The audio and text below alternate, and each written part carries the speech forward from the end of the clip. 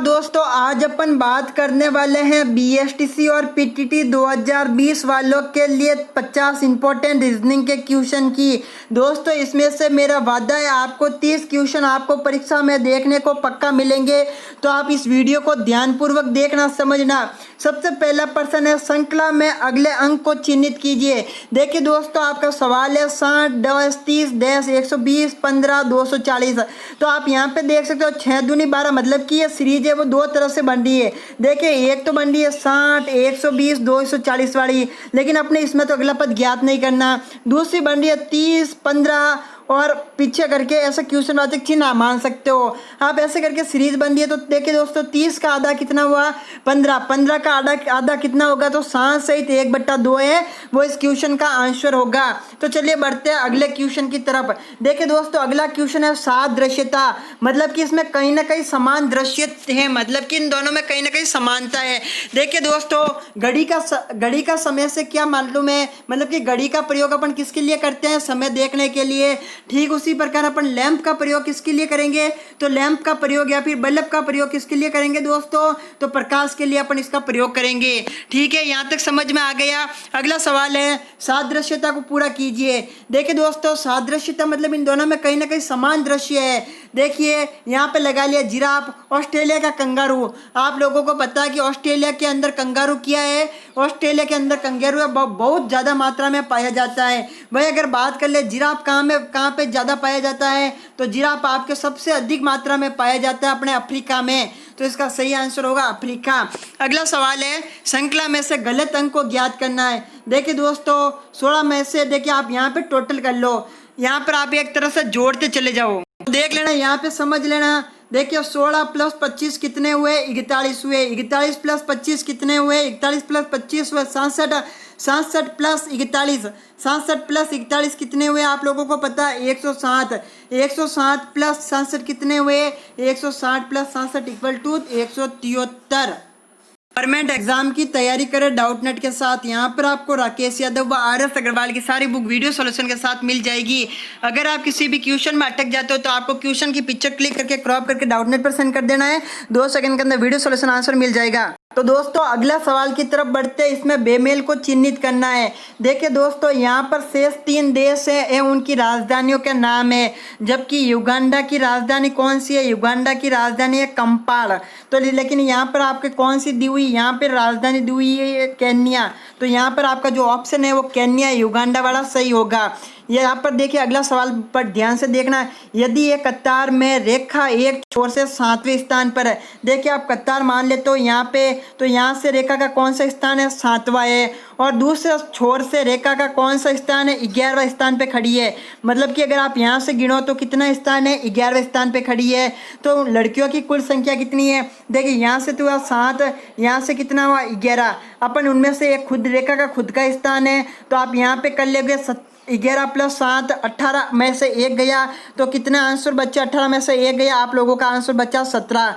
तो आपका यहाँ पे 17 आंसर सही होगा। अगला सवाल है, यदि एक 15.6 किलोमीटर प्रति घंटे की रफ्तार से दौड़ता है कोई व्यक्ति है, 2 मिनट में वह कितने मीटर दौड़ेगा। तो चलिए इस तरह के सवाल को हम 2 तरीके से सॉल्व करते हैं, दोनों विधियाँ बता देते हैं। सबसे पहले आपको कितना दौड़ता है 1 घंटे के अंदर, 5.6। तो चलिए 1 घंटे को यहाँ पर अपन को किस में बदल देना है, मीटर में बदल देना है। तो मीटर में बदलने के लिए अपन कितना गुणा करेंगे, 1000 का 100 का करेंगे, तो 15,600 कितने मिनट में दौड़ता है, तो दौड़ता है 60 मिनट में। यहाँ पर अगर अपन काट लेते हैं फिर अपने को 1 मिनट का पता चल जाएगा। 1 मिनट के अंदर बच्चा दौड़ता है, 1 मिनट में दौड़ता है 260 मीटर। अपने को कितना मिनट का पता करना है, 2 मिनट का पता करना है, तो 2 मिनट में दौड़ेगा 520 मीटर।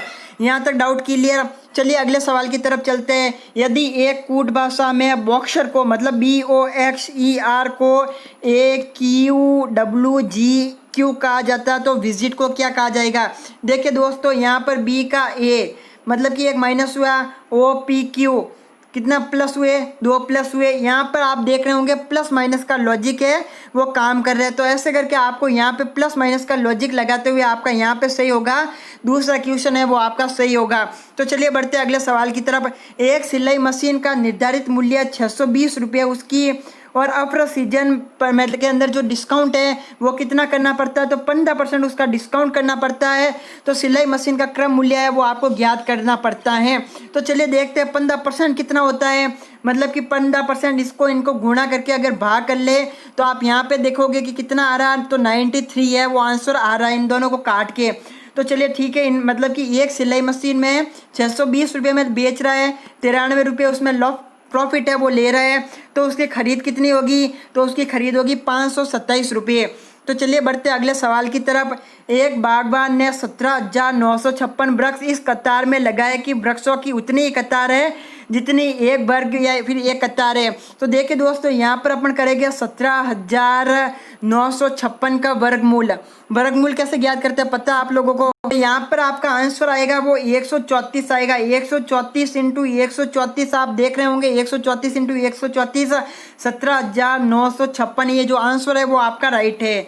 चलिए अगले क्वेश्चन की तरफ बढ़ते हैं। डाकखाना विद्यालय के पूर्व में है। यहाँ पर आपको एक मैप बना लेना जो इस प्रकार से है, इसका मैं एंड में बता दूंगा। इंग्लैंड का संबंध जो अंटार्कटिक महासागर से है। देखिए इंग्लैंड के अंदर अंटार्कटिक महासागर क्या है, एक द्वीप है जो आप लोगों को पता है, ठीक है। यहाँ पर वही संबंध ग्रीनलैंड का किससे होगा, तो ग्रीनलैंड के अंदर कौन सा द्वीप है, तो ग्रीनलैंड के अंदर आर्कटिक द्वीप है, महासागर है जो सागर के रूप में बढ़ चढ़ रहा है। तो ऐसे करके आपका जो आंसर है वो ये बना।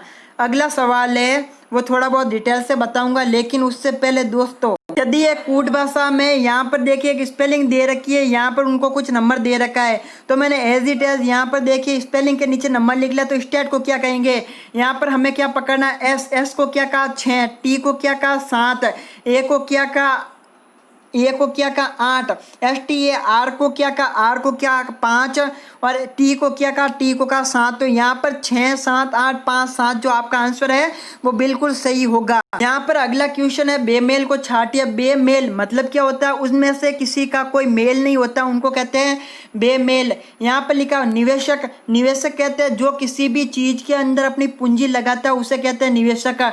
उद्यमी, उद्यमी का काम यही है, व्यापारी आप कह सकते हो कि उद्यमी भी अपनी पूंजी लगाता है। वित्तदाता जो आपको पैसा देता है वह भी आपकी पूंजी है या फिर पैसा है वो लगाता है। लेकिन भूस्वामी होता है, भूमि का मालिक होता है, वो एक बार ही भूमि के अंदर पैसा लगाता है या फिर जमीन खरीद लेता है फिर उसका मालिक बन के रहता है। तो इसके लिए इन सब में से कौन सा अलग हुआ, तो भूस्वामी इन सब में से अलग हुआ। तो अगला कूट भाषा वाला वो आप आसानी से कर पाओगे, लेकिन उससे अगला क्वेश्चन की तरफ बढ़ते हैं। कलम का संबंध जो पेंसिल से वही संबंध क्रिकेट का क्या होगा, तो कलम और पेंसिल दोनों कहाँ से मिलती है, कॉपी किताब वालों की दुकान से मिलेगी, स्वाभाविक सी बात है। कलम और पेंसिल कहाँ से मिलेगी, तो स्टेशनरी की दुकान से मिलेगी। तो क्रिकेट आपको कहाँ से मिलेगी, तो क्रिकेट और कहाँ से मिलेगी, तो क्रिकेट हॉकी ये अपनी वहाँ से मिलेगी। मतलब कि ये चीज़ समझ लेना, दोनों स्टेशनरी की किताबें चीज़ है और क्रिकेट और गेंद है वो दोनों भी एक ही जगह मिलेगी। इन दोनों के बिना गेम है वो खेलना पॉसिबल नहीं है। तो चलिए अगला सवाल है, काफ़ी कुछ डिफिकल्ट तो नहीं है लेकिन चलिए समझा देता हूँ। ANDCOD देखिए, ABC कितना जुड़े 2, NO कितना जुड़ा 1, D का D 0। चलो ठीक है, यहाँ तक क्लियर। अगला इसी स्टेप में अगले सवाल होंगे, लेकिन अगला है बेमेल को छाटिए। देखिए दोस्तों, बेमेल मतलब इनमें से कुछ ना कुछ चीज़ अलग है। जैसे महाविद्यालय का प्राचार्य से क्या संबंध है, महाविद्यालय को कौन चलाता है, तो प्राचार्य चलाता है। मैदान को कौन चलाता है, खिलाड़ी चलाता है। ऐसा हो सकता है क्या, अगर आप बोलो कि कैप्टन चलाता है मैदान को तो ये चीज़ पॉसिबल हो सकती है, लेकिन मैदान को कभी खिलाड़ी नहीं चला सकता है। यहाँ पर आप देखोगे नौसेना को कौन चला रहा, नौसेना को कमांडर ही चलाता, आप लोगों को पता है। कमांडो जैसे ट्रेनिंग देता वैसे ही होता है। डाकघर को कौन चलाता है, तो डाकघर को चलाता, डाकघर का जो भी अधिकारी होता है वो चलाता है डाकघर को। यहाँ तक आप लोगों का क्लियर। तो चलिए बढ़ते हैं अगले सवाल की तरफ। यहाँ पर लिखा हुआ एक स्कूटर और एक मोपेड का मूल्य कितना है, 9:5। मतलब कि दोनों में अनुपात की बात कर लेते हैं, वो होता है 9:5 है। तो चलिए थोड़ा बहुत आगे चलते हैं। यदि स्कूटर का मूल्य मोपेड में 6,800 से अधिक है तो आपको 6,800 है वो एक तरफ ही रख लेने हैं। तो चलिए बढ़ते हैं थोड़ा बहुत आगे और इस सवाल को सॉल्व। देखिए 9 में से 5 गए, पीछे कितने बचे? 4। इसका मतलब इस दुकानदार को कितने का प्रॉफिट हुआ? तो 4 रुपये का प्रॉफिट हुआ। अपने यहाँ पे 9:4 मतलब 9 रुपये पे 4 रुपये का प्रॉफिट हो रहा है, तो 6,800 रुपये में उसको कितने का प्रॉफिट होगा। तो बस सी बात है, यहाँ पर आप कटा घटा के आंसर निकाल लोगे 15,300। आप यहाँ पे जोड़ बाकी गुणा भाग जो भी आपके हिसाब से लॉजिक लगता है वो आप यहाँ पे कर सकते हो। अगला सवाल है, देखिए थोड़ा बहुत इजी सवाल ले रहा हूँ। चेहरे की अभिव्यक्ति से वही संबंध है, मतलब कि चेहरे पे जो अभिव्यक्ति होती है जो आदमी की पहचान बताती है, ठीक उसी प्रकार से हाथ का संबंध किससे होगा? देखिए दोस्तों, अभिव्यक्ति से आदमी का जो भी व्यवहार है वो पता चल जाता है, हालचाल पता चल जाता है। वही हाथ का संबंध किससे है? आदमी हाथ से क्या करता है? तो आदमी हाथ से करता है इशारा। तो यहाँ पर इसका सही आंसर कौन सा होगा? तो सही आंसर होगा इशारा। फिर मिलते हैं कल लाइव क्लास के लिए अगले पार्ट 2 के साथ।